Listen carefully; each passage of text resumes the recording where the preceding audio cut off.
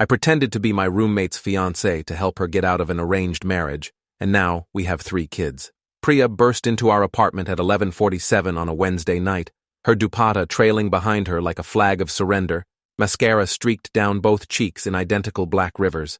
I was on the couch playing video games with my headphones on, so I didn't hear her come in. I only noticed when she stood directly in front of the TV screen, blocking my view, her chest heaving like she'd run up all 6 flights of stairs instead of taking the elevator.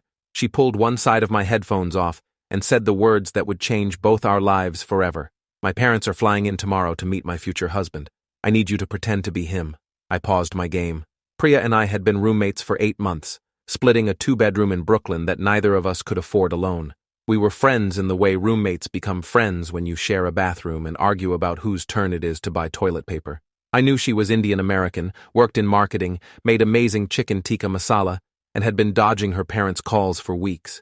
I didn't know anything about an arranged marriage. "What?" was all I managed. She collapsed onto the couch next to me, still crying. They found someone, a guy in Mumbai. Good family, good job, good prospects. They've been planning this for months without telling me. Tonight they video called and said they're coming tomorrow with his parents to finalize everything. The wedding is supposed to be in 6 weeks. Her voice cracked on the last word. I turned off the PlayStation completely. "Priya, I can't pretend to be your fiancé. Your parents will know I'm lying the second they see me." She grabbed my arm with both hands. "You're my only option. I already told them I was seeing someone seriously, someone I met at work, someone I wanted to marry. They didn't believe me, so they're coming to verify. If you don't help me, I'm getting married to a complete stranger in Mumbai by March." I looked at her properly then. Priya was 26, same age as me. She was brilliant at her job, funny in a dry way that caught you off guard, and had never once mentioned being in a relationship in all the months we'd lived together. Now she was crying on our second-hand couch, asking me to lie to her parents about being engaged. "What's your plan here?" I asked. "They meet me, believe we're together, then what? You still have to call off the arrangement." She wiped her face with her dupatta. "If they think I'm already committed to someone here, someone stable with a good job, they can't force me into the Mumbai marriage. They'll have to back down. Then after they leave, we can stage a breakup in a few months. They'll be disappointed, but at least I won't be married to a stranger." The logic was flawed in about 15 different ways, but she was desperate, and I was the only person available at midnight on a Wednesday. "What do I need to know?" I asked. She looked at me like I'd just offered her oxygen. "Everything. We need to get our story straight. They'll ask a million questions." We stayed up until 4 a.m., creating a fake relationship history. We'd met at a marketing conference 10 months ago, where I'd supposedly been presenting on software development for consumer brands. We'd gone for coffee, exchanged numbers, started dating casually. 3 months ago, things got serious. Last month, I'd proposed at Prospect Park near the lake. Her parents would want to know about my family, my job, my intentions, my background. I worked as a software engineer at a fintech startup, which was actually true. My parents lived in Ohio, which was also true. I was Catholic, which would be a problem, but not an insurmountable one if I seemed respectful and successful. We rehearsed answers until they sounded natural. Where did we go on our first date? That Thai place on 5th Avenue. What did I love most about her? Her ambition and her kindness. When did I know I wanted to marry her? When she stayed up all night helping me debug code for a presentation, even though she knew nothing about programming. That last one was actually true. It had happened in June, and I'd thought then what a good friend she was. Now I was supposed to convince her parents I was in love with her. When her phone alarm went off at 7 a.m., neither of us had slept. We looked at each other across the coffee table scattered with empty mugs and handwritten notes. "This is insane," I said. "I know, thank you." Her parents arrived at 2 p.m. I'd called in sick to work and spent the morning cleaning the apartment until it looked like adults lived there instead of 2 people who survived on takeout and never folded laundry. Priya had gone through my closet and picked out clothes that looked presentable but not trying too hard. Dark jeans, a button-down shirt, my nice watch that had been a college graduation gift. When the doorbell rang, she grabbed my hand. Hers was ice cold. "Ready?" she whispered. "No, me neither." She opened the door. Her parents were not what I expected. Her mother was small and elegant, wearing a gorgeous green sari, her hair in a perfect bun, gold jewelry catching the afternoon light. Her father was tall, gray-haired, wearing slacks and a sweater vest, carrying himself with the posture of someone who expected to be listened to. Behind them were 3 more people, a younger man who must be the intended groom and his parents. This wasn't just a verification visit. This was a confrontation. Priya, her mother said, sweeping into the apartment without waiting for an invitation. We brought the Kapoors. Since you claim to be engaged, we thought you should meet the family you're disrespecting with your lies. The intended groom, who looked about 30 and uncomfortable, stayed near the door. His parents stood beside Priya's parents in a unified wall of parental authority. 5 people, staring at us, waiting for the lie to crumble. Priya's hand tightened around mine. Mom, Dad, these are not lies. This is Evan Gallagher, my fiancé. Her mother's eyes traveled from our joined hands up to my face. Conducting some kind of assessment, I was definitely failing. Your fiancé, she repeated. The one you never mentioned until yesterday. I wanted to be sure before introducing him. It's serious now. Her father stepped forward. How long have you been seeing my daughter? 10 months, sir. The sir felt right. He nodded slightly. And you proposed when? Last month, at Prospect Park. Show me the ring. Priya's hand went to her other hand, which was bare. We'd forgotten about a ring. Neither of us had thought about the physical evidence required for an engagement. The silence stretched. Mrs. Kapoor, the intended groom's mother, made a small sound of satisfaction. You see, there is no engagement. There is no boyfriend. This is a story to avoid responsibility. Priya's mother looked like she might cry or explode. I couldn't tell which. Priya, how could you lie like this? The Kapoors came all the way from Mumbai. We have been planning this for months. You have embarrassed us completely. I felt Priya starting to shake next to me. I thought about all the nights over the past 8 months when she'd made me dinner after brutal workdays. The time she'd helped me prepare for a job interview by running practice questions for 3 hours. The way she laughed at my terrible jokes and never made me feel stupid for asking how to pronounce words in Hindi when Bollywood movies played on weekends. She was my friend. She'd asked for help, so I did something I hadn't planned. I dropped to one knee right there in our living room. Priya looked down at me in complete shock. I don't have the ring on me, I said, looking up at her while addressing everyone else. It's being resized. I proposed with my grandmother's ring, but Priya's hands are smaller. It's at the jeweler. I turned to face her parents. I love your daughter. I've loved her since the night she fell asleep on the couch while we were watching a documentary about climate change. She was so passionate about it, arguing with the TV, and then she just passed out mid-sentence. I covered her with a blanket and thought, I want to see this person every day for the rest of my life. That had also actually happened. In August, I was improvising with truth. I know I'm not what you planned for her. I know I'm not Indian, not Hindu, not from the same background. But I promise you I will spend every day trying to deserve her. She makes me better. She makes me want to be better. And I will never, ever take her for granted. Priya was crying again, but differently than last night. Her father's expression had shifted from anger to something more complicated. You live together, he said. Yes, sir.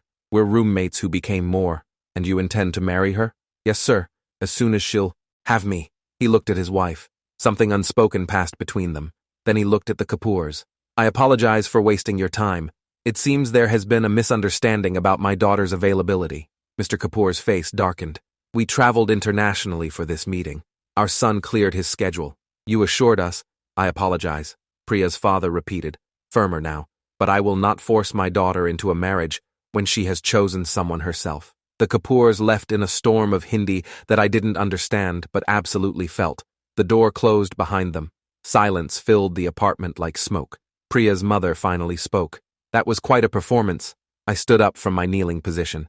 My leg had started to cramp. It wasn't a performance, Mrs. Desai. You expect me to believe you proposed without a ring? I proposed with a ring. It's being resized. The lie was getting more detailed, harder to maintain. Her father sat down on our couch. Where did you two meet? We launched into our prepared story. The marketing conference, the coffee, the slow build of the relationship. We'd practiced enough that it sounded natural, answering in tandem, finishing each other's sentences. I mentioned the Thai restaurant. Priya added details about what we'd ordered. Her mother asked about my job, my family, my intentions. I answered honestly where I could, and carefully where I couldn't. An hour passed, then 2. At some point, Priya made chai. We sat in the living room like this was a normal family visit instead of an elaborate deception to prevent an arranged marriage. Around 5 p.m., her father said, We're staying at the Marriott in Manhattan. We'll see you both tomorrow for dinner. It wasn't a question. After they left, Priya and I collapsed on opposite ends of the couch. Oh my God, she said. Yeah, you proposed. I panicked. You told them you loved me. I was improvising. She looked at me. The climate change documentary. That really happened. I know. Did you really think that? About wanting to see me every day? I thought about lying. About keeping this whole thing in the realm of fake where it was safe. Yeah, I did. Something shifted in her expression. We need a ring. The next morning, we went to a jewelry store in Manhattan. The salesman showed us engagement rings ranging from reasonable to absurd. Priya kept gravitating toward the simpler designs. I kept watching her face instead of the rings. We walked out with a white gold band with a small diamond that cost 3 months of my rent. Priya insisted on paying half. I insisted it was a loan, that she could pay me back when this was over. She looked at the ring on her finger. When will this be over? When your parents go home. When enough time passes that we can stage a breakup. Right. The plan. But neither of us sounded convinced anymore. Dinner that night was at an Indian restaurant in Murray Hill. Her parents asked more questions. How would we handle religious differences? Where would we live? When were we planning the wedding? I let Priya take the lead on most of it, supporting her answers, playing the role of supportive fiancé. Her mother watched us with sharp eyes that missed nothing. Halfway through the meal, she said, "Priya, help me find the restroom." They disappeared toward the back of the restaurant. I was alone with her father, who ordered another round of drinks. "My daughter is strong-willed," he said, once they were out of earshot. "Takes after her mother. When she was 8, she decided she wanted to be an astronaut. Studied space for months, learned all the constellations, wrote to NASA. Then one day she decided she wanted to be a marine biologist instead. Complete change. But once she decides something, she commits fully." He took a sip of his drink. "Are you a decision she's committed to, Evan? Or are you a phase?" "I hope I'm a commitment, sir." "You hope? That's not very confident." I met his eyes. "I'm confident in how I feel about her. I'm less confident that I deserve her. But I'm going to try every day to be worthy of her choosing me." He studied me for a long moment. "The arranged marriage. You know why we pursue these for our children? To ensure compatibility? Shared background? To protect them from making mistakes driven by temporary feelings. Love is not enough to build a marriage. You need partnership, respect, shared values, family support. In my day, these things were ensured through arrangement.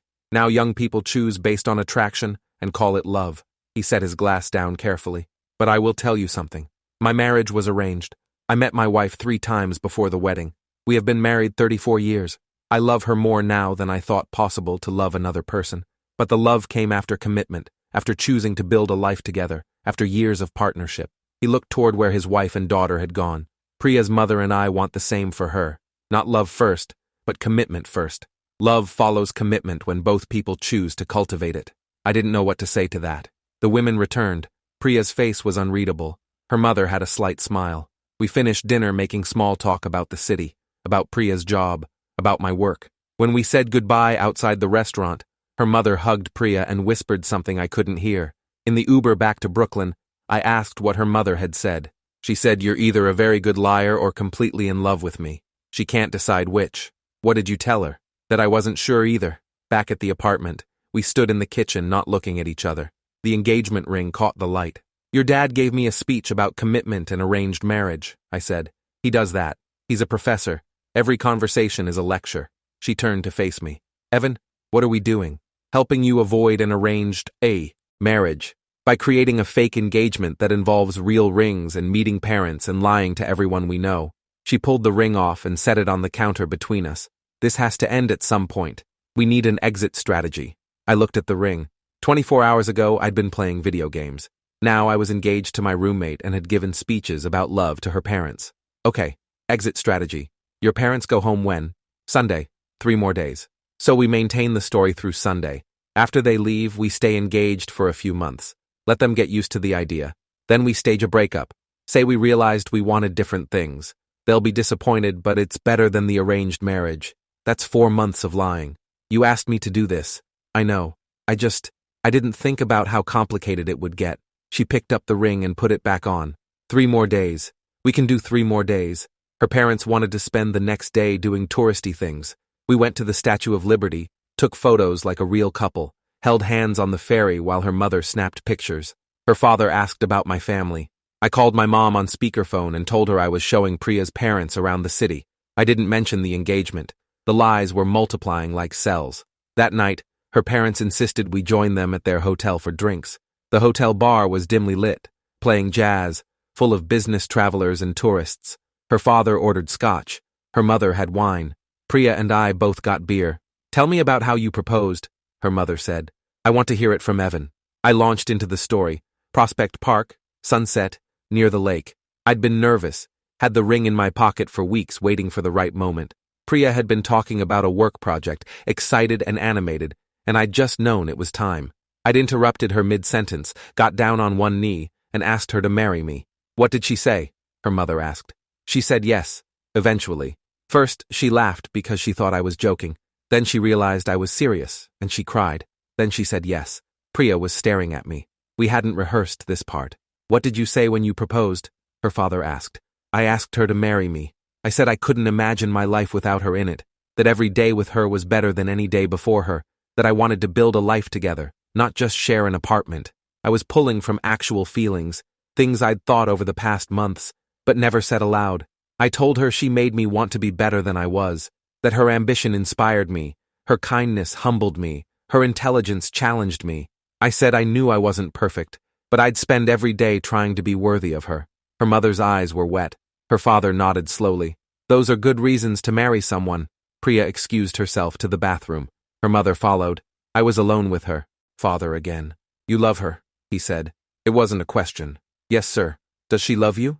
That was the question I couldn't answer honestly. You'd have to ask her. I'm asking you. In your heart, do you believe she loves you? I thought about Priya over the past 8 months. The way she brought me coffee without asking when she saw me working late. The way she laughed at my jokes even when they weren't funny.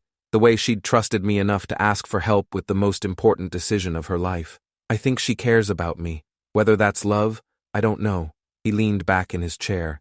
When I met my wife for the first time, I didn't know if I loved her. I knew I respected her family, admired her education, appreciated her beauty. The love came later, built day by day through shared experiences and choices to stay committed.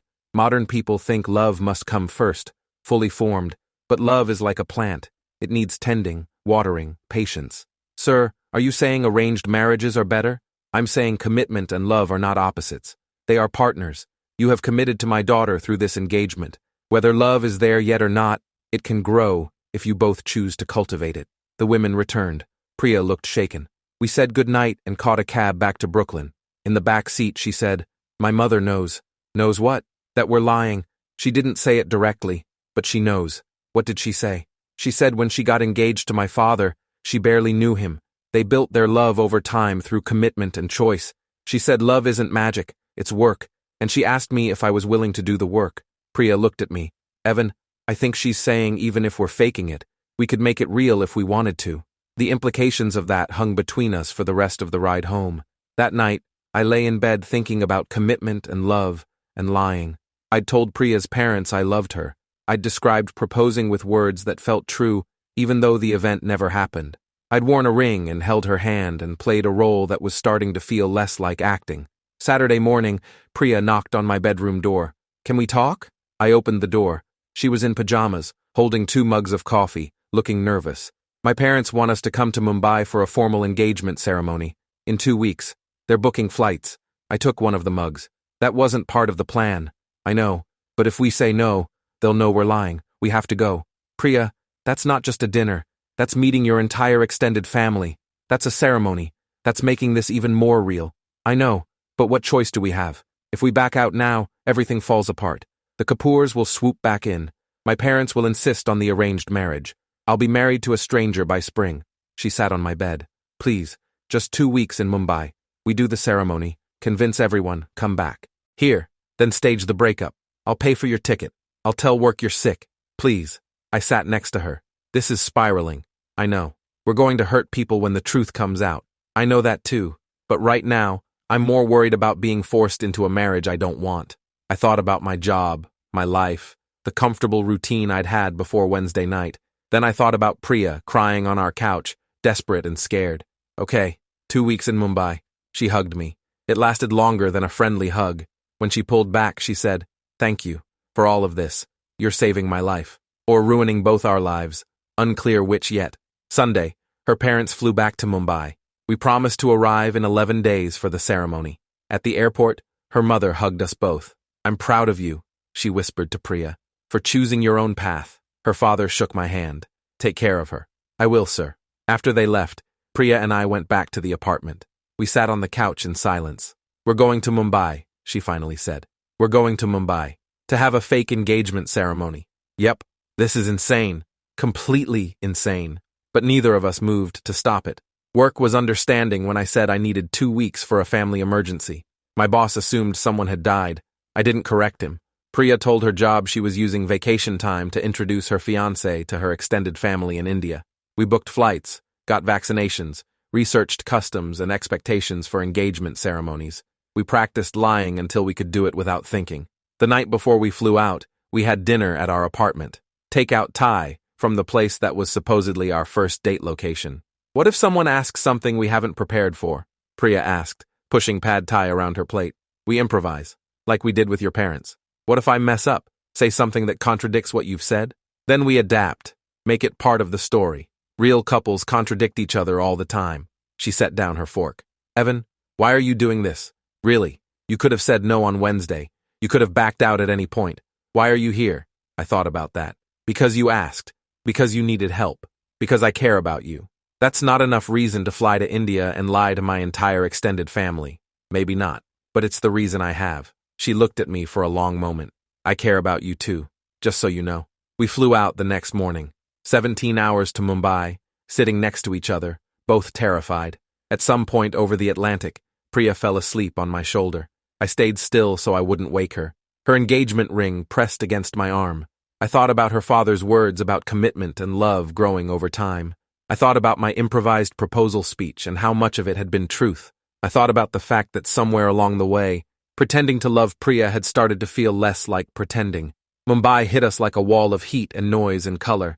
Priya's aunt picked us up from the airport, talking rapid-fire Hindi mixed with English, asking questions about our relationship, our plans, our families. I smiled and nodded, and let Priya handle most of it. The house where we were staying belonged to Priya's grandmother.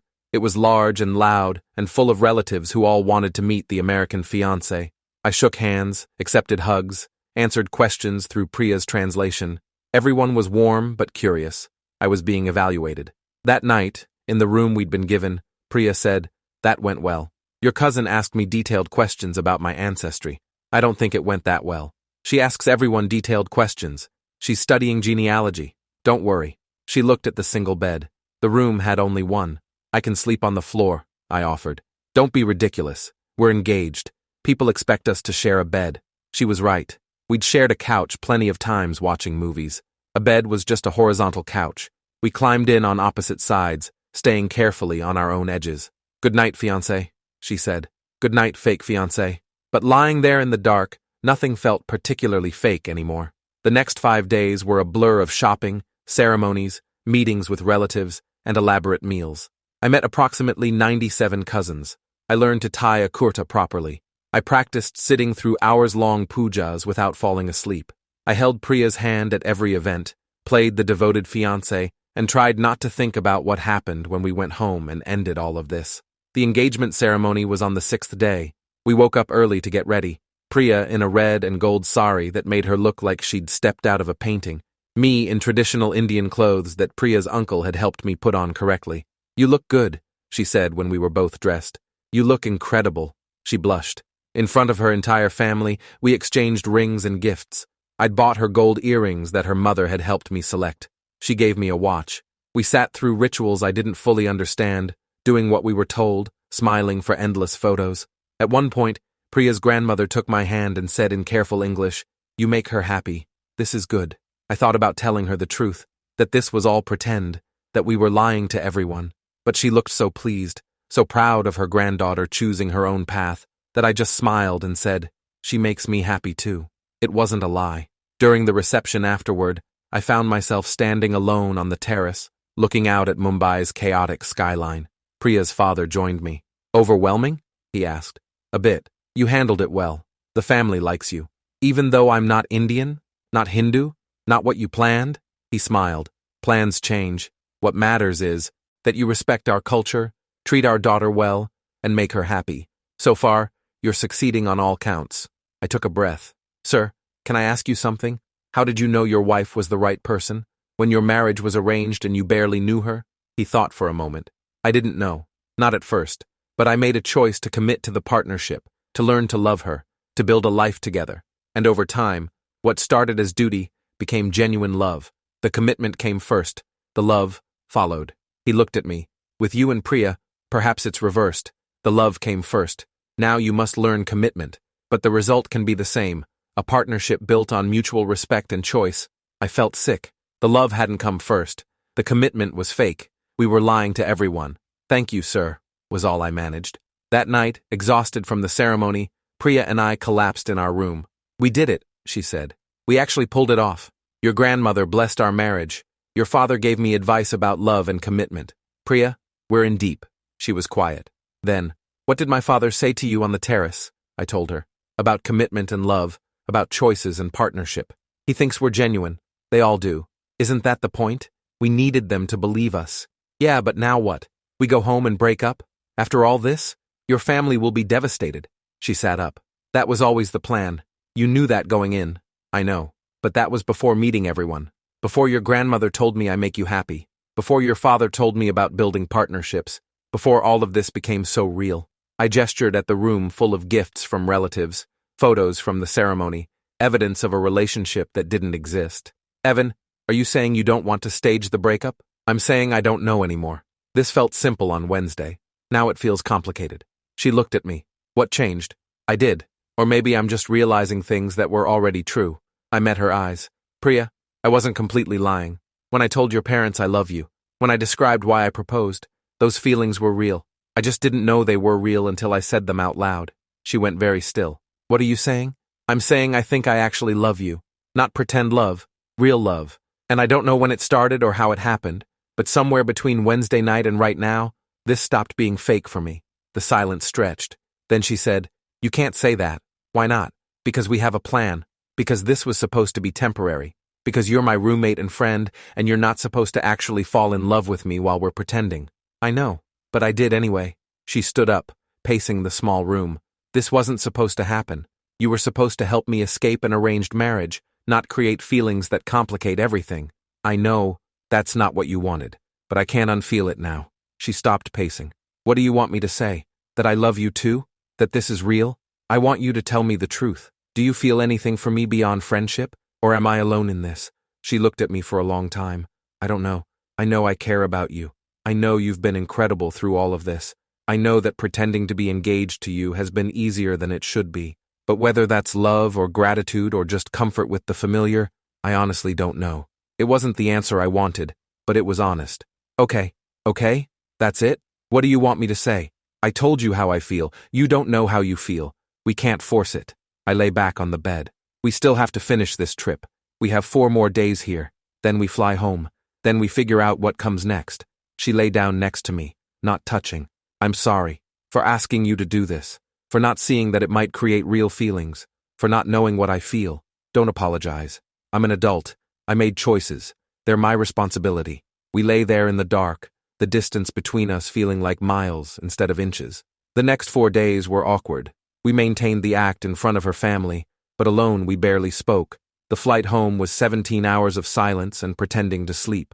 Back in Brooklyn, we went to our separate rooms. I heard her crying through the wall that night. In the morning, she knocked on my door. "I'm going to stay at my friend Kia's place for a few days. Give us both some space to think." "Okay." She left with a suitcase. I sat in our apartment alone, surrounded by evidence of our fake relationship, photos from Mumbai on my phone, the watch she'd given me, the memory of her hand in mine, and trying to figure out where the pretending ended and reality began. 3 days passed. She texted, "We need to talk. Can I come home?" I said yes. She showed up that evening, still looking tired, but more settled. I talked to Kia, told her everything, the arranged marriage, the fake engagement, all of it. What did she say? That I'm an idiot. Priya sat on the couch. She said, "You're clearly in love with me, and I'm clearly in love with you, and the only people who can't see it are us." "You're in love with me?" "I don't know. Maybe. Kaya thinks so. She said I talk about you constantly, that I light up when I mention you, that asking you to fake an engagement wasn't really about convenience. It was about wanting an excuse to be with you in that way." She looked at me. And maybe she's right. Maybe I asked you because part of me wanted it to be real. Maybe I've been falling for you for months and didn't recognize it because we were roommates and friends and it seemed impossible. I sat next to her. "So where does that leave us?" "Honestly, terrified. Because if we try this for real and it doesn't work, I lose my roommate and my best friend and mess up everything. But If we don't try, I spend the rest of my life wondering what if. That's pretty much where I am too. She took my hand. Evan, do you want to try? For real? Not fake engaged, but actually dating? Seeing if this could work? Yeah, I really do. She smiled. Okay, but we're doing this properly. No pretending. Just honest feelings and seeing where they go. What about your parents? They think we're engaged. We tell them the truth, that we rushed things, that we want to date properly first, that the engagement was premature. They'll understand. Or they won't, but at least it'll be honest. We started over. We went on actual dates. Dinner at that Thai place that was supposedly our first date, but now became our real first date. Movies, walks in Prospect Park, conversations where we talked about feelings instead of fake relationship details. It was terrifying and wonderful and completely different from pretending. 6 months in, I proposed for real. At Prospect Park, near the lake, at sunset. I got down on one knee and said, Priya, I know we did this backward. I know we pretended before we were real, but I'm asking you now, for real. Will you marry me? She cried and laughed and said, Yes, you idiot. Obviously, yes. We called her parents to tell them. They were confused about why I was proposing again when we were already engaged. Priya explained everything. The fake engagement, the arranged marriage escape plan, the real feelings that developed. There was a long silence. Then her mother said, I knew. You knew? From the first day. You were terrible liars, but I saw how you looked at each other. I thought perhaps if you pretended long enough, it would become real. So I played along. Her father laughed. Your mother is craftier than you realize. She knew you were lying. She also knew you were falling in love. She just waited for you both to figure it out. We got married a year later, in Mumbai, surrounded by family, with all the traditional ceremonies. But this time, it was real. Every word, every promise, every ritual meant something. When I put the ring on her finger, I thought about the first time we'd bought rings in Manhattan. How different it felt now. How real. We moved to a bigger apartment in Queens, got a dog, built a life together. And when Priya got pregnant with our first child 2 years after the wedding, we told the story to friends about how we met, how she'd burst into the apartment crying about an arranged marriage, how I'd agreed to pretend to be her fiancé, how somewhere between fake and real, we'd fallen in love. 5 years after that Wednesday night, we had 3 kids, 2 boys and a girl, all under 4 years old, all loud and chaotic and perfect. Priya's parents visited regularly, doting on their grandchildren. My parents flew in from Ohio. Our families merged in that messy way families do. One night, after we'd gotten all 3 kids to bed, an achievement that deserved medals, Priya and I collapsed on the couch. Remember when you proposed to me in front of my parents without a ring? She said. Remember when you burst in crying and asked me to pretend to be your fiancé? Remember Mumbai? The ceremony? Lying to everyone? Remember figuring out it wasn't a lie? She curled into my side. Best fake engagement that became a real marriage ever. Pretty sure we're the only fake engagement that became a real marriage. We should write a book. How to accidentally fall in love while pretending to be engaged. I laughed. No one would believe it. Our oldest, Rohan, appeared in the doorway, dragging his blanket. Can't sleep. Tell me a story. Priya picked him up and settled him between us. What kind of story? How you and Daddy met. We looked at each other.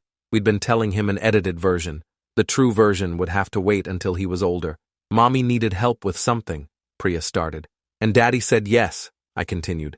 Because that's what you do when someone you care about needs help. Even if it's scary? Rohan asked. Especially if it's scary, Priya said. Because the best things often come from the scary choices.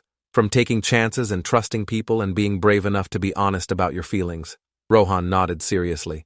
Was it a happy ending? I looked at Priya, at our son between us, at the baby monitor showing our other 2 kids sleeping, at the life we'd built from a lie that became truth. Yeah, buddy, it was a happy ending.